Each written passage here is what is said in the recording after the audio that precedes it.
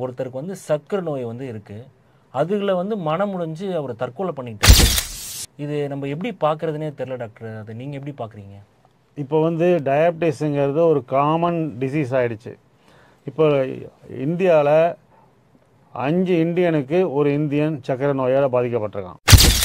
சர்க்கரை வியாதி இருந்தால் என்ன, இதெல்லாம் வர்றதுக்கு காரணம் ஒன்றும் ஸ்ட்ரெஸ்ஸு, நம்ம லைஃப் ஸ்டைல் மாடிஃபிகேஷன் ஒன்றும் இல்லை, ஒபிசிட்டி, கண்டது திங்கிறது.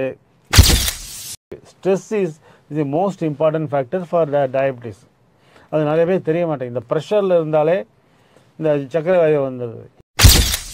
அதோட சர்க்கரை வியாதி இருக்குன்னு மனசு உடைஞ்சு சாகிற அளவுக்கு ஒன்றும் கிடையாது. சின்ன விஷயம்னா கூட பயந்துடுறாங்க, யாருமே ஹெல்ப் பண்ண மாட்டாங்க அப்படின்னு நினைக்கிறாங்க. நாளைக்கு என்ன ஆகுமோ, நம்ம இதனால் கஷ்டப்படுவோமோ அப்படின்னு நினைக்கிறாங்க. இந்த பிரச்சனைகளை சமாளிக்கக்கூடிய சக்தி இப்போ இருக்கிற மக்களுக்கு கிடையாது.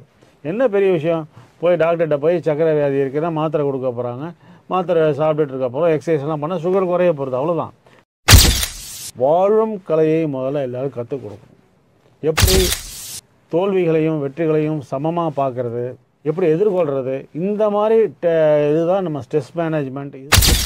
இதில் வந்து மீடியா ரொம்ப இம்பார்ட்டன்ட் ரோல் இருக்குது. இந்த மாதிரி stress related programmes, suicide related programmes, depression related programmes எல்லாம் நிறைய ஒளிபரப்பணும்.